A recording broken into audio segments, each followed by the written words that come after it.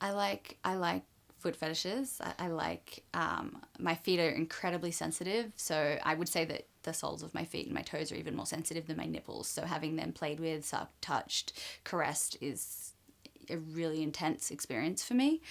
So definitely foot fetish. For me, I mean, I probably don't have a fetish in the true sense of the word, in the sense that I don't have to have this thing for me to be able to get off, but I'm definitely into edging.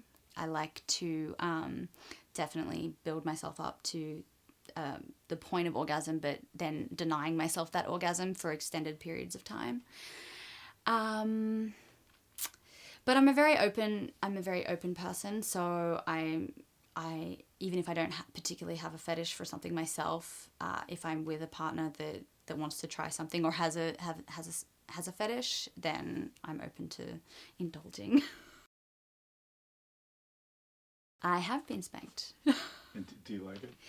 It depends. I like being spanked in the moment during sex. I'm more submissive than I am masochistic. So I'm not a pain slut. I like sensations. So I like the sensation of being spanked during intercourse. But just spanking on its own, I'm not going to say that I wouldn't necessarily enjoy it, because I've always been surprised by my own sexuality. Maybe I'm just waiting for the right person to spank me in a specific way at a specific time, and I'll think it's the greatest thing ever. But at this point in my life, I haven't experienced spanking isolated from sex. So yeah, I like sex and spanking. Oh, definitely falling in love. That's wild. That's a crazy, crazy ride. I think that's the wildest thing anybody can ever do. How did that craziness happen? I don't know. I mean, the thing about falling in love is that you can't control it. That's why it's so chaotic. You have literally no way of stopping it, no way of controlling where it goes or to whom you fall in love with. Like, it's just an insane experience. Yes, but I never really considered it pissing. I don't know. Because piss. I don't know. This is just like semantics about the word pissing. Because when I think of pissing, I think of more of a fetish, and like the times that I have played with that aspect of my physiology, it's been like really this very beautiful romantic thing. And I don't really come across that much in popular culture where they talk about like golden showers as being this beautiful romantic, like lovely experience. It's kind of more fetishized to be like possibly degrading, but not in a bad way, like in a psychologically like taboo sort of way. So I've never really done it in a fetishy way, if that makes sense. Did you enjoy it? Yes, I did. Yeah, yeah. It was actually a beautiful experience.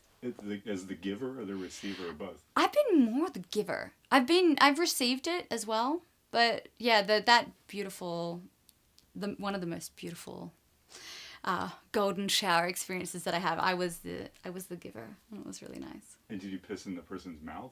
No, I was on top of them and they were inside me at the time, so it was actually made it a lot more difficult and took a lot more time, because obviously it was a penis and it was inside me, and so it was pushing against my urethra, which makes it more difficult to actually expel anything.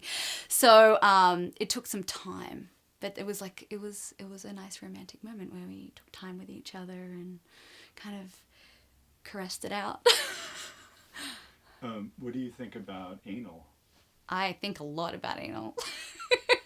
Do you act on it? Yes, I do. I act on it.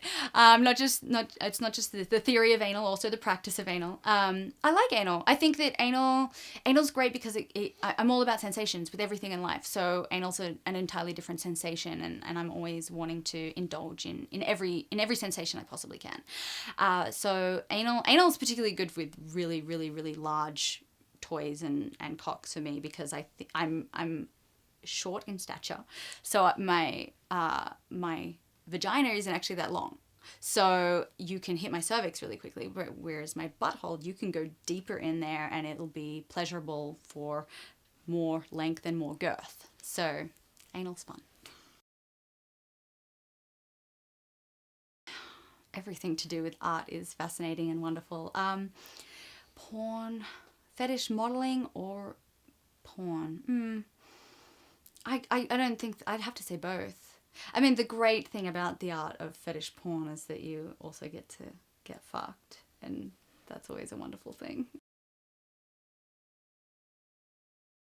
If they're reading Taboo, I'm sure they're already very open minded, but I guess I always encourage everyone to continue to be open minded, not just, don't, not always be willing to be more open than you already are, because I think that we're not static beings. We're always becoming, we're always evolving, and something that you thought yesterday was disgusting and just like you would never want to try, tomorrow might seem like the most delicious thing that you could ever encounter. So I guess just being open to all that sexuality has to offer is my ending note.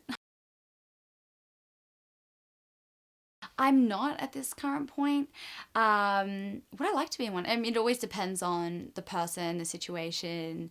I'm open to everything. So I'm definitely open to the experience if I met somebody that I felt like would be open to indulging in that kind of lifestyle for me. I don't know if I'd want to play power games all the time, like if I'd want to do like 24/7 lifestyle where you're constantly submissive or dominant, but certainly I like to play with everything. I like to play with power. I like to play with sensations, so I'd be interested.